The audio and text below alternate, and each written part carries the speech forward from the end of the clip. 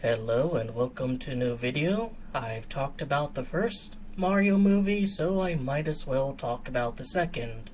I would like to say that Illumination has taken to heart all of the valid criticisms of the first movie and really made an effort to ensure that the second movie stands out above mediocrity, but unfortunately I'm not able to report that because I actually think this movie is slightly worse than the first one. Illumination is truly a weird company because on one hand they have very good policies like being against generative AI and even in the end credits having a legal notice prohibiting the usage of their material for training AI, and yet at no point are they able to reach a bar higher than okay. And that's what the first Mario movie was. It was okay with some bonus points for being an actual animated movie and not just live actors and hyper-realistic CGI. It was a film that may be the most riskless movie I have ever seen in my life. One that I think I described it as being like worth the price of admission and nothing more. It's not going to do anything more to you or change your life in any meaningful way. Now, before I get into anything further, I might as well quickly get it out of the way. The argument of, why do you give a shit, it's a stupid movie for kids. Let's entertain a hypothetical. I pull a magic wand out of my ass, wave it around and say bippity boppity boop, and cast a spell that ensures no one over the age of 13 gives a shit about Mario. Once your balls start to drop, you no longer care about the plumber in the Mushroom Kingdom saving the princess from the turtle thing. Do you think Illumination or Nintendo would want me to cast that spell? That the only people who are going to see the Mario movie are children and their parents who have to chaperone them? It would certainly be easier. They would no longer necessarily have to cater to any adults who like Mario. The audience demographics will be pretty much exactly the ones for that upcoming Paw Patrol movie. I suspect they wouldn't want me to cast that spell, and in fact are aware that there's a sizable portion of viewership that are adults who like Mario. Mario has been around for 40 years, as Nintendo's title card prior to the start of the movie proudly displays. There are references and shoutouts to Mario games that people who have played them as a child remember as an adult. When there's so many genuinely fantastic animated movies made for general audiences, which is the proper terminology if you're making a movie and expect more than the Paw Patrol demographic, is it really that much to ask that this one be good too? Like, I remember watching Hoppers and being annoyed at how naive it was. Especially with its message of everyone has a little bit of good in them, you just need to figure out what it is. And it's like, buddy, I've read the Epstein files, no there fucking ain't. And for a while I was kind of rummaging on like, why was I mad at the naivety though? Why did I care that this movie with an audience floor including people who don't even have object permanence, has this really stupid take on whether or not some people are just genuinely awful and have no redeeming qualities. And then I remembered, Puss in Boots: The Last Wish. That film had a character whose entire character arc was learning that not everyone, is good deep down inside. That some people are genuinely awful people and should be avoided. And that was done through the character of a cartoon cricket in the movie about the funny Zoro Shrek cat. Both films are made for the exact same demographics. Maybe Puss in Boots for older people who know about Shrek and shit, but realistically it's going to be the same demographics watching both of them. And one film is just better. Better in a way that I can use it to compare it to other films of a similar audience demographic and determine those films' qualities. So no, saying something is made for kids, whether or not it's actually made for general audiences, is not a panacea against all valid forms of criticism of that movie. It never has been, it never will. Stop coping. Because, for example, if there's like a really shitty, say, comedy movie that's like extremely vulgar and lowbrow, but like the writing is also genuinely shitty, would it be a valid excuse to say, oh, that's just for dumb teens, it doesn't need to be good? If there's some super schlocky, over-top action film starring Dwayne Johnson and the writing sucks, does it make sense to say, oh, that's just a summer blockbuster movie, it doesn't need to be good? If there's some slow and somber story about a blind girl surviving the Armenian genocide and the writing sucks, does it make sense to say, oh, that's just for the Academy, it doesn't need to be good? Maybe part of the reason everything sucks so much is because so many people are willing to lower their standards. But not me. Considering how thoroughly I've trashed Scorn, a game that my early YouTube quote-unquote career was completely centered around, I sure as hell can shit on a bad Mario movie. Alright, preamble over. So before I go into what I didn't like, I might as well also be courteous and go into what I did like. They did learn one lesson from the first movie, and that's to have Luigi in it for more than like 5 minutes. There's plenty of Luigi in this movie, and he's honestly one of the best characters in the film. Chris Pratt may suck unwashed ass as Mario, but Charlie Day gives Luigi a voice that I think works for the big screen. It's animated and eccentric in a way that I think if you just heard recordings, you would very quickly deduce that the Luigi voice is the younger brother of the two. If they could hire someone who's actually good at writing stories for animated movies, I would love to watch a Luigi's Mansion movie. Jack Black once again did a great job as Bowser, and I like the new kind of dimension to his character that is his devotion to his son, something that is also in the games. There was a glimmer of good writing in regards to his struggle, knowing that Mario is genuinely a good guy and he does want to turn a new leaf, and his devotion to his son and the dream he and his son set up and tried to accomplish. If the film were better written, Bowser could have been described as a tragic character having to navigate between a world that he understands to be and a world that he wants to be. If there's one thing that the games, especially as of late, have been trying to establish, it's that Bowser isn't necessarily the worst of the worst. There's some good deep down inside of him, it's just really difficult to get out. My criticism was that everyone has a little bit of good inside of them, not necessarily that some people could have a bit of good inside of them. Benny Safdie, however you pronounce his last name, did a pretty solid job with Jr. Bowser Jr. is kind of interesting in the sense that he doesn't really have a vocal history. With Mario and Luigi, you obviously have the games, but you also have, like, the various cartoons and TV shows that featured those characters. The same with Bowser and Peach. Bowser Jr., meanwhile, the only time he's ever talked, if I recall correctly, was in Super Mario Sunshine. I do think the voice he chose for the character was pretty good. I like that his fighting style basically revolves around the magic paintbrush from Mario Sunshine. It's actually kind of funny how he was introduced with that item, and then for like a decade he never uses it again, and then only recently started using it. They incorporated it not just into him fighting, but he also seems to use it just for fun. I like the detail that he's drawn on the kind of flying ships in the Bowser planet. Mario isn't exactly known for its detailed characterization, so anything that adds another attribute to a character, like Bowser Jr. enjoying the arts, is definitely welcomed.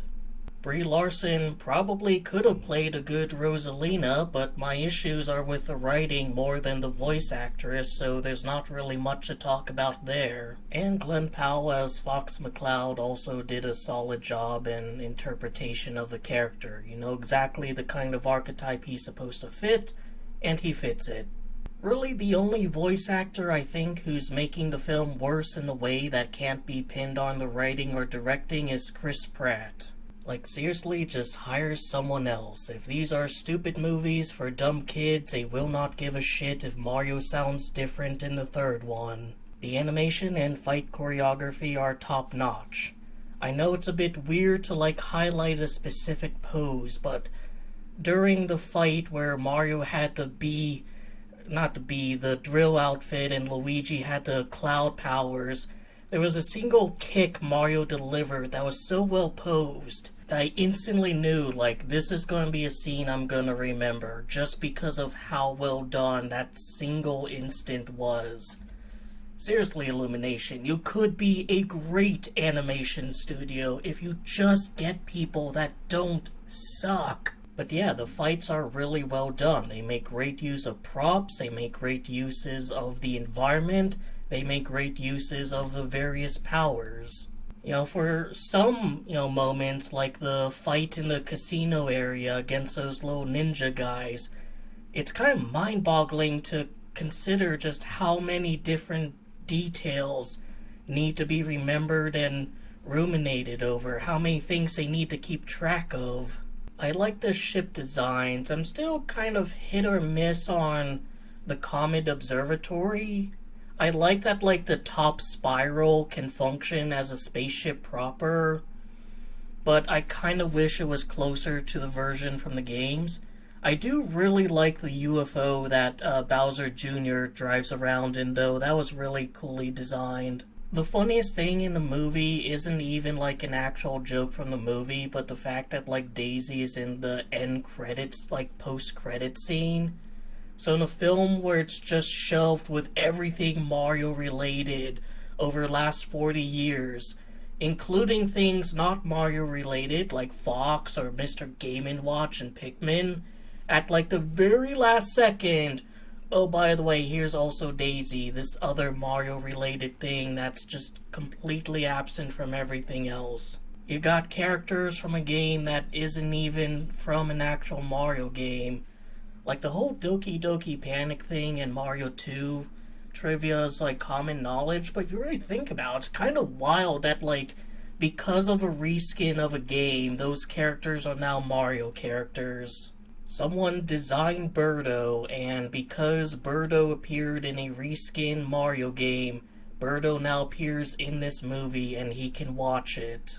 I have a friend whose favorite character is Daisy, and it's just kind of funny that she's going to have to watch until the last possible second to see her. Even when they get what they want, Daisy fans just live to suffer. I forgot to mention Donald Glover as Yoshi. That guy can do Yoshi. He can make the noises of a funny green dinosaur perfectly. The soundtrack is a lot better than the first film. They found a way of incorporating pop music in a way that isn't obnoxious and jarring, and their renditions of some of the songs from various Mario media is well done in its own right.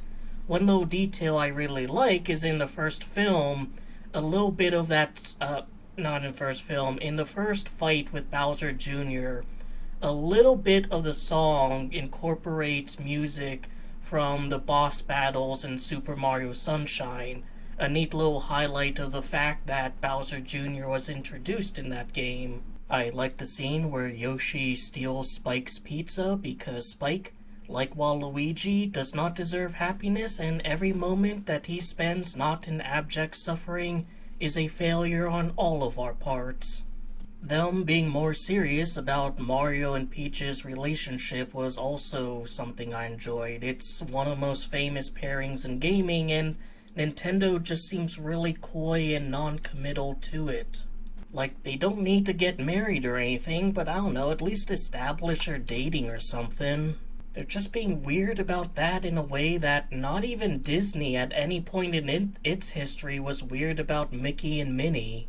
Unfortunately, that's all the praises I can give to the movie because other significant aspects such as the pacing and writing and some of the characterizations are subpar and in many cases worse than the first film.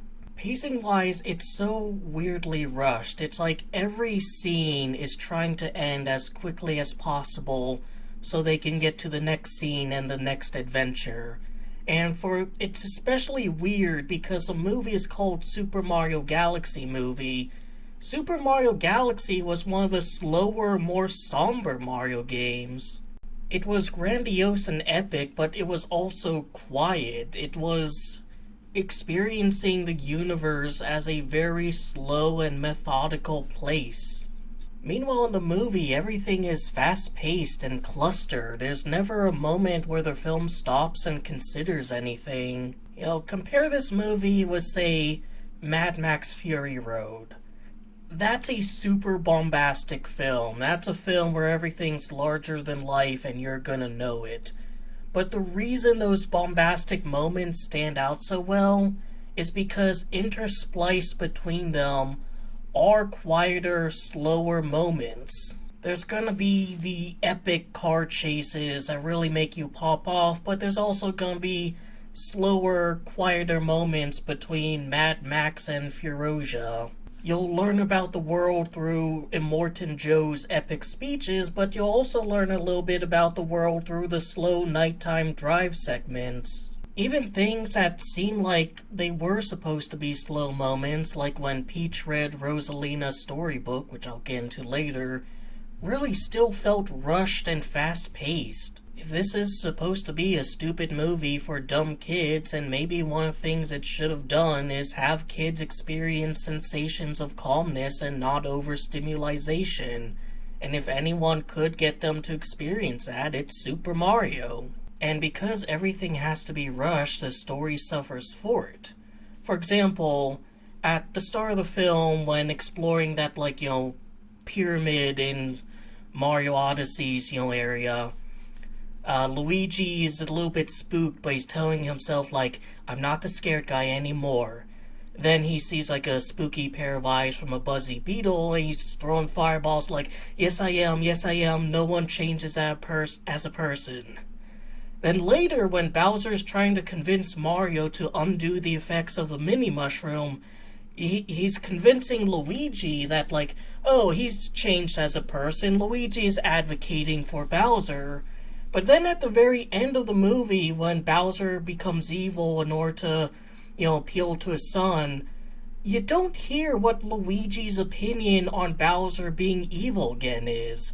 What does Luigi think about Bowser seemingly becoming evil again? Bowser, as far as I recall, doesn't even try justifying it to Mario. He never says, there's nothing more important than family, and so if this is what he needs me to be, I'll be it. Or anything like that. Peach remains a completely flat character. I don't think finding out that Rosalina is her sister had any impact on who she is as a person, and I'll get into that later. Because I gotta pick up what I put down earlier and say that I'll be the millionth person to point out that Fox McCloud appears in the movie more than Rosalina, and that Rosalina's characterization is a bit crappy compared to the first Mario Galaxy game. One of the things that, most drives the quiet somberness of the first Galaxy game is Rosalina. She's quiet and sophisticated, motherly but extremely gentle. She's not like Peach, who's ditzy but kind, and she's not like Daisy, who's tomboyish and assertive. She's her own kind of special character, one you don't really see in Mario a lot. She's also extremely mysterious. The first game, the storybook, establishes that she's been around for hundreds of years. Meanwhile, in this movie, she's Princess Peach's older sister, and that's way less interesting. Peach, for most of the movie, didn't know that Rosalina was her sister. Rosalina, for the entire movie, knew Princess Peach was her sister and knew where she lived, and yet she never went over and visited her.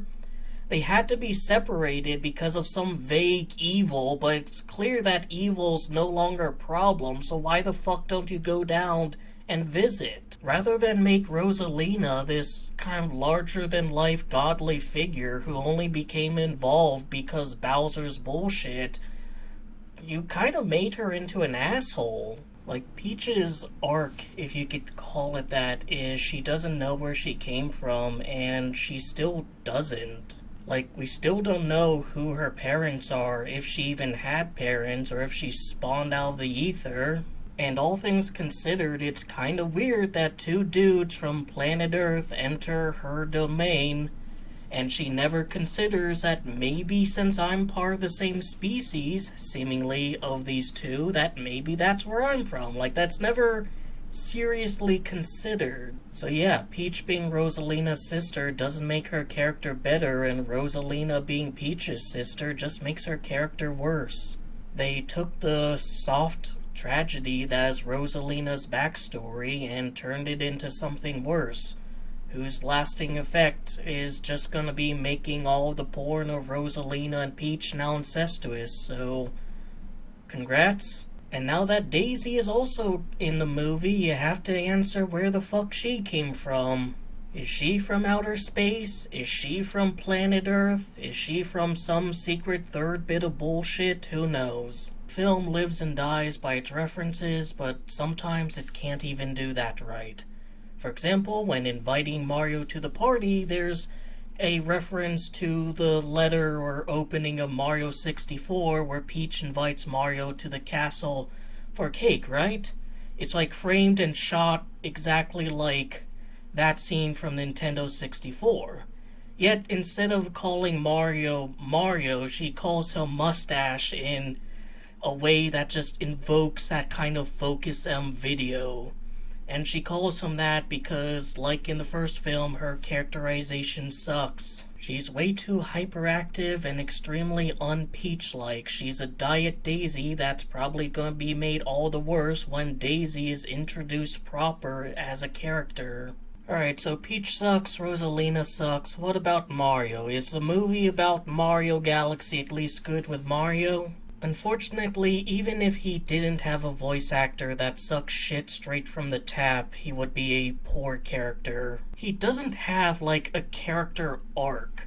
The Mario at the very beginning of the movie and the Mario at the end of the movie, other than some new knowledge about Rosalina, are interchangeable. What it seems like is throughout the movie he's gonna learn to, like, work up the courage to be more serious with his relation with Peach, and yet in the very final scene in the movie, it's Peach that becomes more serious with Mario by giving him that peck on the cheek. You have Luigi and Yoshi teasing him about having him ask Peach out on a date, and he never does. That just doesn't go anywhere. The film may be more, assertive about the fact that Mario and Peach are supposed to be a couple, but story-wise, there's really nothing to it. So much of the plot just kind of feels like they couldn't figure out a better way of getting the characters to a certain state.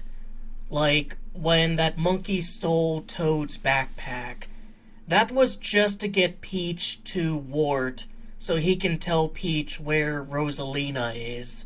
And there was no better way they could think of to do than that. They couldn't, for example, have the Lumas send Peach over to the Comet Observatory, because then she would learn Rosalina's her sister, and that would, I don't know, ruin the emotional scene or something.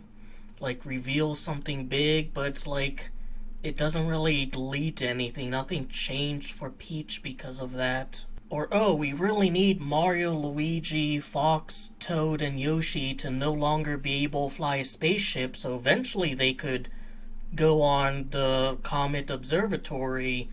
So how do we do that? Oh, let's have Bowser Jr. use a weapon that turns Mario and Luigi into babies. But we need to, they need to turn back, so have them also just awkwardly throw it off with them, despite the fact that will very obviously also be used to reverse the process. And why turn them into babies and just not have his ship shoot down Star Foxes? Because then we can do a Yoshi's Island segment in the Super Mario Odyssey area with all the dinosaurs. Mario and Luigi turning into babies doesn't affect any of the characters. It doesn't change Peach's perception of them. It doesn't change Toad's perception of them. It doesn't change Yoshi's perception of them. It's just like an excuse to have a reference to other games and padding so that eventually the characters will be forced into the location they need to be for the plot to progress. Or how about getting them to the Comet Observatory? The radio that Luigi uses, that he contacts in the Comet Observatory, isn't set up. There's no scene where, like, Rosalina messes around with it, or one of the Lumas turns it on because he wants to listen to a radio or something. It's just kind of there all of a sudden because we need the characters off the planet onto the spaceship and heading to the Bowser planet. Them rebuilding the castle was a scene that seemed like they straight up just didn't want to animate it. Another one of those, oh shit, we put, them in this predicament, how do we quickly get them out using the least, amount of resistance, and to have that scene animated using the sprites and pixel art rather than the normal animation. Using sprites and pixel art made sense for when Bowser Jr. had Mario and Peach go through that gauntlet. It's actually one of the very few times there was real synergy between the references, in that case Mario Maker and people's tendency to make, like, impossible levels, and, like, the movie and storytelling, because of course the level Bowser Jr. makes to kill Mario would be an impossible level. That worked fine and arguably added to the scene, but, like, the pixel art used for the castle rebuilding segment straight up just seems like they wanted to get the castle rebuilt over with, so they did, like, what the minimum they could get away with doing. Oh shit, we forgot the castle's gone, they need to rebuild it. Is that gonna be a whole ordeal? No, we'll do it in a montage, and the montage will be in the simplest, quickest style we can get away with. It's somehow lazier than in the actual Super Mario Galaxy game, where the answer to Peach's castle being, destroyed or missing is that the entire fucking universe reset. Like, that's actually a much more satisfying plot than how they resolved it in the movie. And it's probably because to get to that was a moment that was actually heartfelt and moving. The Lumas sacrificing themselves to prevent the universe from being outright destroyed.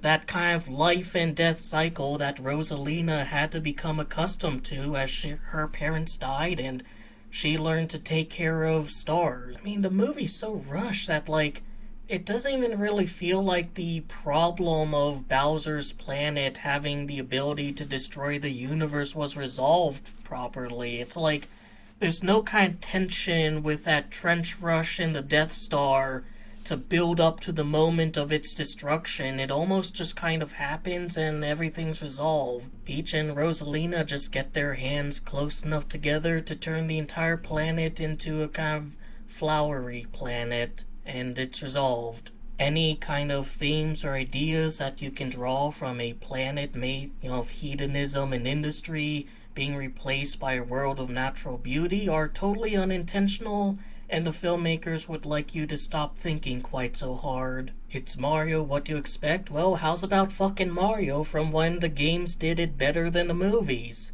How's about writing quality at least, and characterization at least on the level of Super Paper Mario? Mario doesn't even talk in that game, and I'd be really happy if he didn't talk in this fucking movie. And he and everyone else have way more characterization and actual fucking arcs and challenges to overcome compared to this movie. And it's a fucking video game. It's something that has way less requirements to have a good story and writing than a movie.